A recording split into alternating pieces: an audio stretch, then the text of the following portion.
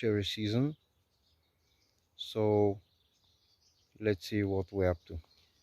It's sunset here in the garden, but the sour cherry trees are tall, so you can see the last rays of the day shining on the thousands of bright red fruit up there. I have already talked about those trees and their offspring down here and how we use them in another video, which I'll link in the cards. But now it's time to pick the fruit.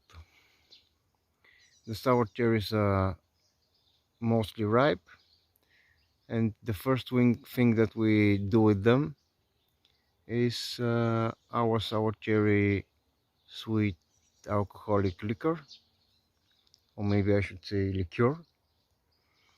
It's a sweetened alcoholic drink, which in essence is sour cherries macerated in alcohol, and then sugar syrup is added, and some spices also are used. The smaller trees, which are actually root suckers from the bigger ones, we have already almost picked those clean. There are just a few fruit left hanging. Usually it's best to wait until they are fully ripe, which means that their cover has to be deep, as deep as possible. You can see that this one is better, and this one, it needs a couple more days. It's pleasantly sour and very, very refreshing. This will be turned into a garden steak, probably a tomato steak, in a few days, now that it has almost finished fruiting. But my job for today is to climb up this ladder, which goes up into the canopy of the two big trees, and climb along the trees which are growing on the fence line here, and pick a few of the sour cherries. So I'm now up in the tree. You can see that I'm surrounded by fruit, and you can see the sun setting there behind the small forest.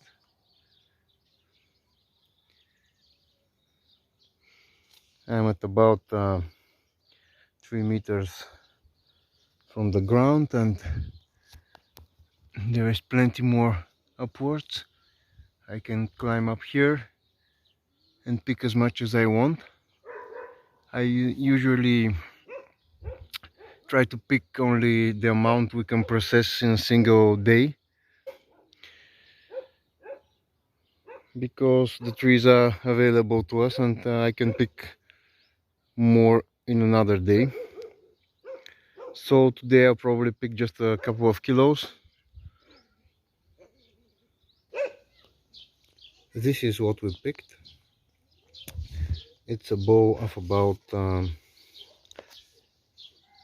3.5 kilos of sour cherries.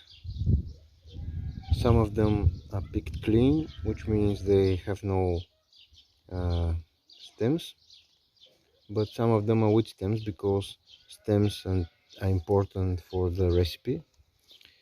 You want some of the stems inside the jar.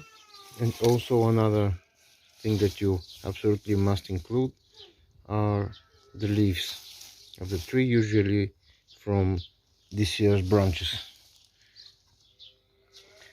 You pick those leaves off and wash them, and I'll show you how we make the jars. After the sour cherries have been washed, and also the leaves that I showed you, we put them in glass jars. We use whatever jars we have available at that time. This year we have those twist of cap 1 liter glass jars.